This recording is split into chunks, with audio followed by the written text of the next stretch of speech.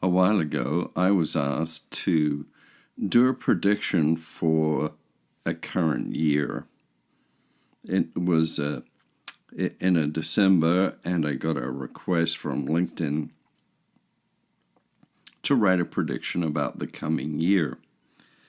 And I thought about it, and I did write what I thought was going to happen.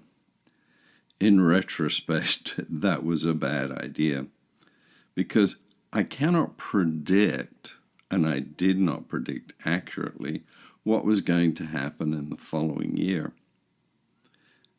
But, using my curious mind, one of the things I did was research about New Year's resolutions, New Year predictions, whether they worked or not. And I came across an amazing stat that said within 30 to 60 days, 80% of the people had already given up or broken their New Year's resolutions. So I thought about that, and we started a family tradition of reviewing the past year. So for us, we will at just before New Year's, or even at New Year's, Eve, while having a drink or two, talk about the past year. In this case, 2022. Was it a good year? What did we like about it? What really worked for us? And what we want to repeat? We'll also let go of it in a way of the things that we did not like, that didn't work, things we tried, things that we tried to experience or experienced and did not want to happen again. So it's a way of bringing ourselves up to date. It's sort of cleaning house mentally and emotionally about the past year. This was a really good idea, and it's worked out well. And look at the accomplishments you made and what they were, and sort of give yourself some kudos and pats on the back. We use the formula: what worked, what did not work, what can I do differently as we go through it. It's a great learning experience from the point of view of preventing yourself from doing and repeating mistakes. So, what do you want to repeat? What was great about 2022 for you that you would like to repeat? Think about, examine your experience, and what gifts were given and what gifts were received as a result of doing those actions. Now, when I say gifts, I don't mean boxes of chocolates. I mean accomplishments, experiences, emotional well-being, those kinds of gifts that enrich you as a human being. The stuff that you did not like and you don't want to repeat. You see, unless you identify what you don't like, unless you learn from history, you're doomed to repeat it in some form or another. Certain exercise programs just don't work for me, and yet I put a lot of energy into them. I didn't get any results, but I did discover several that actually work for me with my arthritis, with my abilities that I have, and they've turned into a very powerful way of moving forward. And it's the unexpected things when you look back at a year, and it's a way of sort of discarding or letting go of it or putting it to bed so that you have room to create what you have in front of you. You see, I believe you can create the life that you want by what you focus on. If you are focusing only on the bad, then you tend to create what your mind is focusing on. if you focus on the good, you tend to repeat it. You tend to get stronger at it and create more of that, whatever that is. The human mind is a very fascinating thing in that your focus is what helps you create the life that you live. So it's really important to sort of unpack it in a way at the end of the year and sort of discard the things that didn't really work or you didn't really like, you thought you might have, but they didn't work.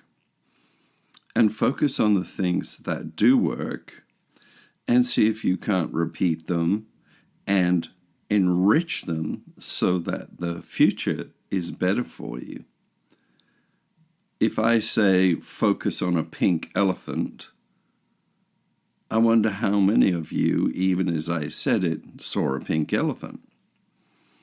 That is how the intention and the introspection of the human brain works, both at a conscious level and an other than conscious level. If I have a focus to improve my health, well, do I have to create a resolution to make it very specific? Chances are that's not really the way it works. Because if you write a resolution and just put health, it has no particular impact.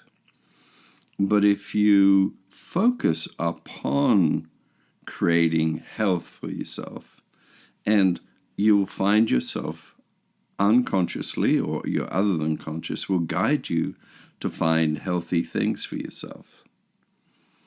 Now, if you are interested in focusing upon creating wealth versus health, well, wealth is different from money.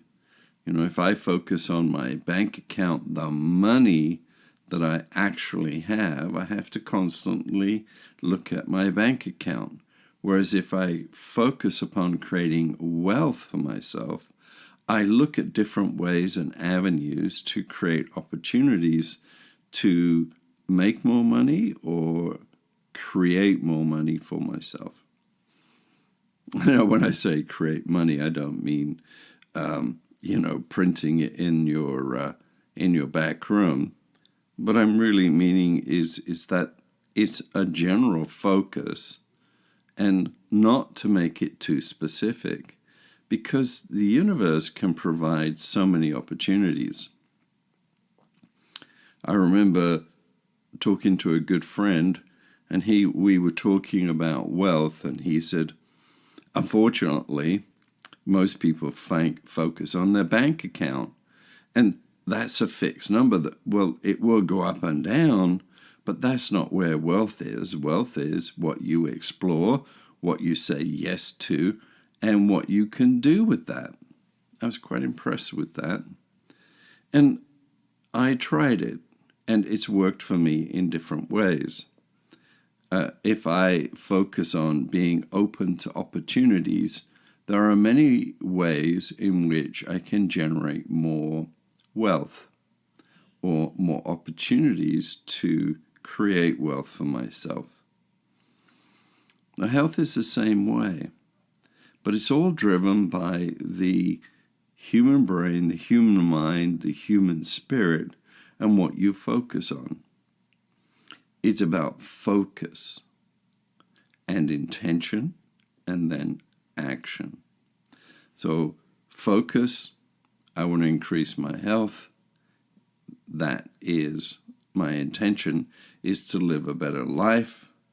The result is I will look for ways to live a better life and increase my health. And don't be too narrow when you're looking at it.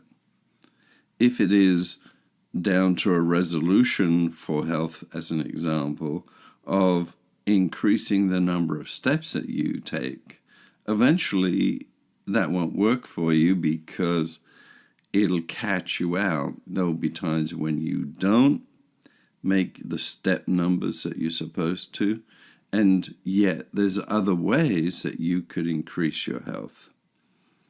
So it works by focus. What you focus upon, you create in your life.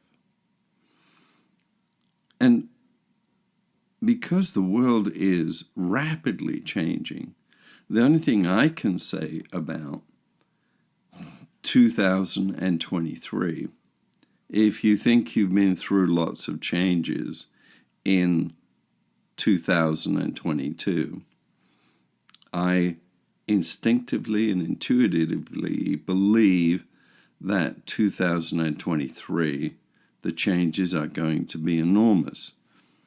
And when I mean enormous, I mean big and impactful, different systems, different ways of doing things, different ways of thinking about things, and different ways of interacting with the world. I had a conversation with a good friend in Vancouver about the last couple of years and how relationships have been changed because of COVID.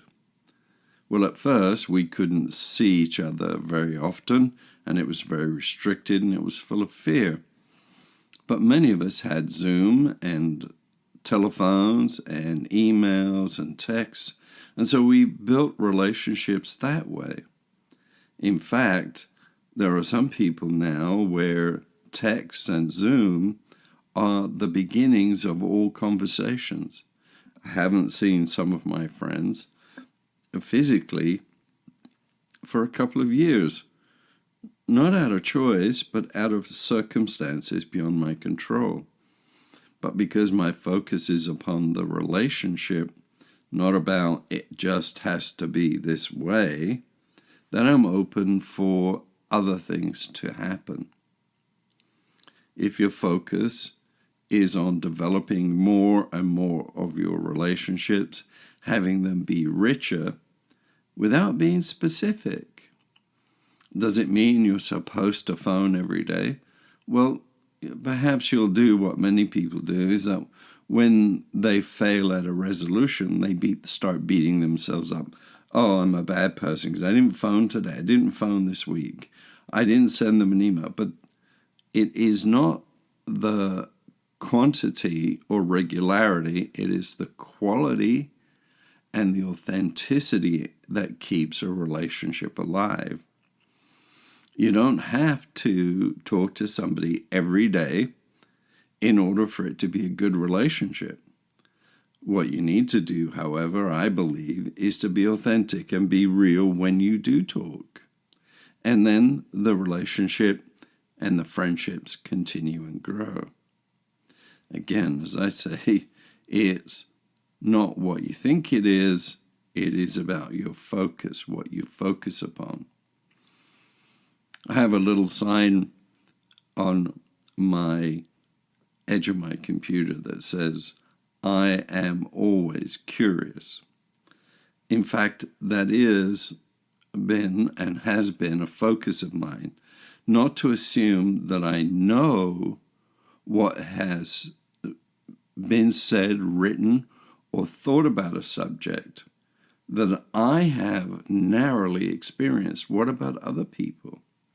How do other people see the same subject? What do they think about it? When I wrote the article for LinkedIn, I was quite surprised and stunned to realize that most people dump or get out of their New Year's resolution in less than 30 days. The majority, in fact, because they focus on an event or a specific, but they have to face something that they haven't thought about, and that is habits. Habits will win and will control your life if you don't work about your habits. Your habits are part of you. They're part of your makeup. They're part of that unconscious part of you that goes out in the world. And you are habitual. It saves thinking time. It saves effort if you do things the same way all the time. The problem is that when you started that habit, you might have been 20 years ago that you started that habit. It might not be good for you anymore.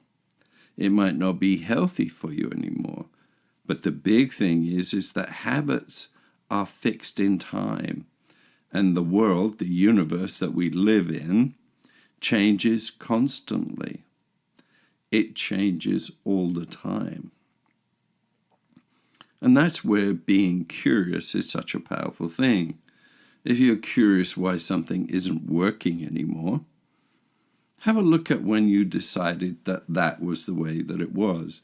I was going to do it that way. That's it. Got that done. Not going to think about it anymore. That's my habit. One of my habits used to be to have coffee at 4 o'clock in the afternoon. Well, that was kind of all right during my 20s, 30s, 40s, 50s. It's not so good now. If I have coffee at 4 o'clock in the afternoon now, I pay for it. I don't sleep at night.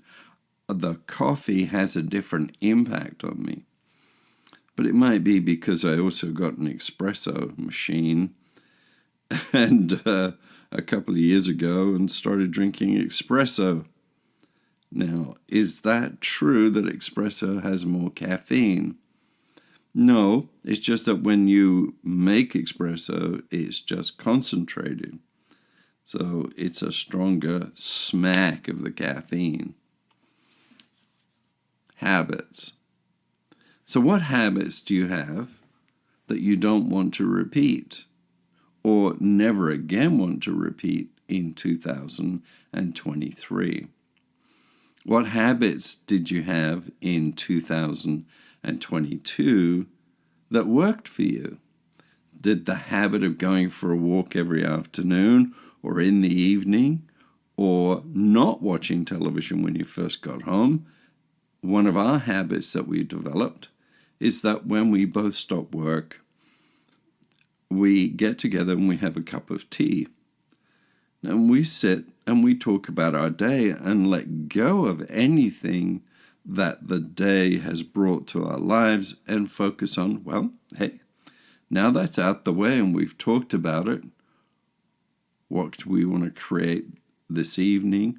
Or do we just relax? Do we want to be entertained? That's become a habit that is useful. But even we will forget sometimes to do it. Habits can save your life. Looking both ways before you cross the street is a damn good idea. And it's great that we teach our children that habit early on. But teaching a child that the only solution is to be angry or to be sad or not to bother to react at all or clamp down on the emotions, that's not a good habit to pass on. We all have habits that work for us. What habits are you going to strengthen that's worked for you in 2022? What habits are you going to give up and look at, be curious about, that did not work for you? That didn't mean to really get so lectury, but really I wanted to wish you a very happy new year, a successful year by your standards, not by anybody else's. I don't consider success to be the amount of money or the number of dates or the number of So I wish you a very happy new year and just be curious. All the best, Jeffrey.